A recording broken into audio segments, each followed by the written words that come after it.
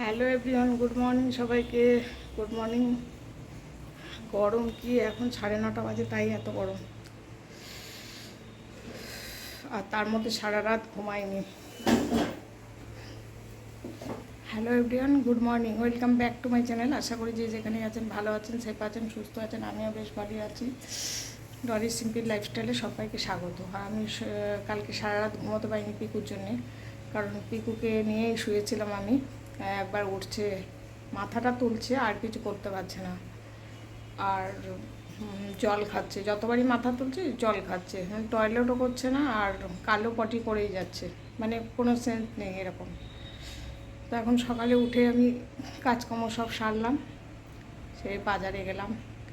বাজার থেকে কি রাখবো, কালকে তো মানে মাছের ঝোল টোল যা করেছিলাম সব রান্নাই রয়েছে, মাংস সব রয়েছে, কারণ কালকে ছেলেও খায়নি, আমিও খাইনি। মন মেজাজ তো ভালো নেই। আর এখন ছেলের জন্য ডাব এনেছি, তাও আবার দেখুন ডাবটা কেটেছি, এটা দোমালা, মানে কাটতে পারছি না, পুরো শ্বাস হয়ে গেছে ভিতরে। অ্যাকচুয়ালি এখন তো ডাবই খাওয়ার দরকার, কিন্তু শ্বাস হয়ে গেছে। আর এখন এসছে পিকুকে স্লাইন দিতে, তো পিকু স্লাইনটা দেওয়া হয়ে যাক, তারপরে পিকুকে নিয়ে যাব কলকাতায়। মানে এই হচ্ছে। আর এত গরম পড়েছে, চলুন একবার দেখে দিই পিকুকে স্লাইন দিচ্ছে।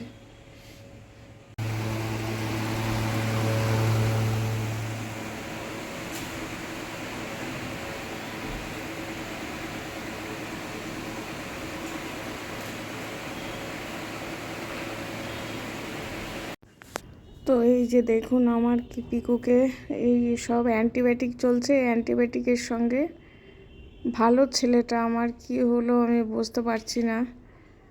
তো অ্যান্টিবায়োটিকের সঙ্গে স্যালাইন দেওয়া হচ্ছে। আমি জানি না ঈশ্বর কি করবে, সেটাই চিন্তা করছি যে কি হবে, কি করবে। খুবই খারাপ লাগছে, পিকুটা আমার এত ভালো ছিল না, কি বলবো।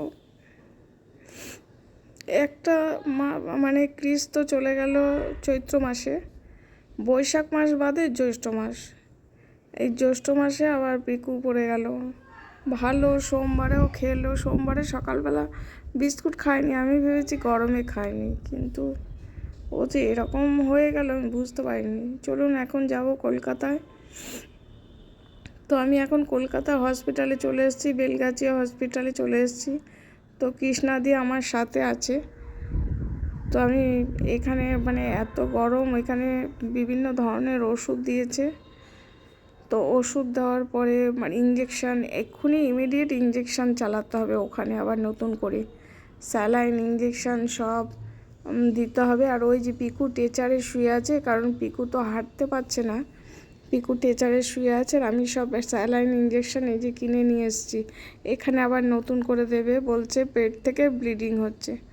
চলুন এখন ইঞ্জেকশন দেওয়া হয়ে গেছে, বাড়ি যাই। ও তো সেন্সলেস হয়ে গেছে, আমি জানি না আমি কি করব, মানে পাগল পাগল লাগছে। পরশু দিনও যে ছেলেটা ভালো ছিল, খাওয়া দাওয়া করলো, সে আজকে এরকম হয়ে গেল একদিন।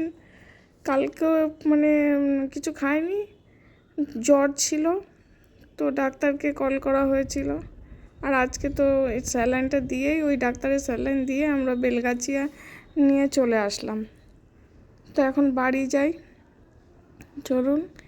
এই যে বাড়িতে এসে ওকে শোয়ানোর সঙ্গে সঙ্গে দেখুন কালো ব্লাড বেরোচ্ছে সমানে। আমি কি করব আমি বুঝতে পারছি না। আমি ডাক্তারকে ফোন করলাম, কিন্তু ডাক্তার বলছে কিছু করা যাবে না এখন। আমার কি পিকুটাও মরে গেল, আমার কৃষে মরে গেছে, পিকুও মরে গেল।